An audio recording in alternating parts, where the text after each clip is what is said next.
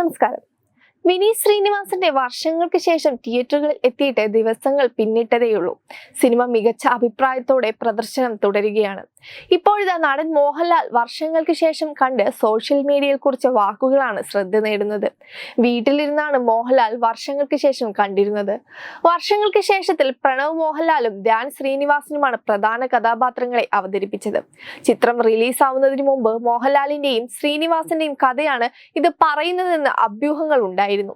എന്നാൽ ശ്രീനിവാസൻ കഥകളിൽ നിന്നും പുറത്തുനിന്നും വിനീതിന് ലഭിച്ച സിനിമ കോടമ്പാക്കം കഥകളാണ് വിനീത് വർഷങ്ങൾക്ക് ശേഷത്തിൽ പറഞ്ഞിരിക്കുന്നത്. പലരുടെയും സിനിമ അനുഭവങ്ങളെ ഒരു സിനിമയായി കോർത്തിണക്കുകയാണ് താൻ ചെയ്തതെന്നും വിനീത് നേരത്തെ പറയുകയും ചെയ്തിരുന്നു.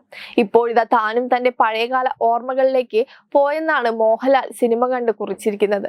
അനുഭവകാലങ്ങളെല്ലാം കഴിയുമ്പോൾ ഉണ്ടാകുന്ന ഒരു ചിരി ഈ സിനിമ കാത്തുവെച്ചിരിക്കുന്നു എന്നാണ് മോഹൻലാൽ കുറിച്ചിരിക്കുന്നത്.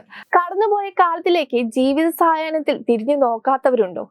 എത്ര ചെറുതായാലും ശരി നേട്ടങ്ങൾക്ക് നടുവിൽ നിന്ന് അങ്ങനെ തിരിഞ്ഞു നോക്കുമ്പോൾ ദൂരെ ഏറിയോ കുറഞ്ഞോ യാതനകളുടെ അധ്യായങ്ങൾ കാണാം.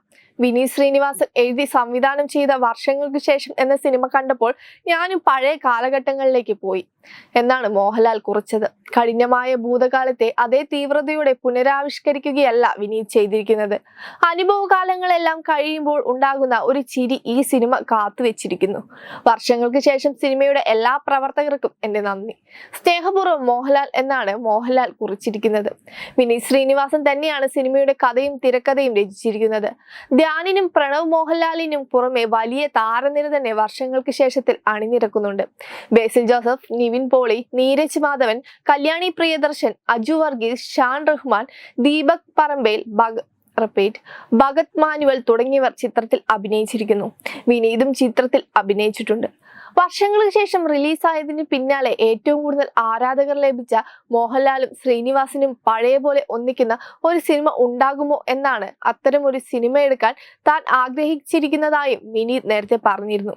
എന്നാൽ ഇപ്പോൾ കഥയോ സാഹചര്യമോ ഒത്തുവരാതെ സിനിമ എടുക്കാൻ കഴിയില്ലെന്ന് അടുത്തിടെ വിനീത് പറഞ്ഞിരുന്നു. സത്യൻ അന്തിക്കാടോ പ്രിയദർശനോ പോലുള്ള സംവിധായകർ അത്തരം ഒരു സിനിമ എടുത്താൽ നന്നായിരിക്കുമെന്നും വിനീത് പറഞ്ഞിരുന്നു. അതേസമയം വർഷങ്ങൾക്ക് ശേഷം കണ്ടിറങ്ങിയ ശ്രീനിവാസൻ മോഹൻലാലുമൊത്ത് ഒരു സിനിമ ഭാവിയിൽ ചെയ്തേക്കാമെന്ന സൂചനകൾ പ്രേക്ഷകർക്ക് നൽകുന്നുണ്ട്. ഇത് ഏറെ ചർച്ച ചെയ്യപ്പെടുകയും ചെയ്തിരുന്നു.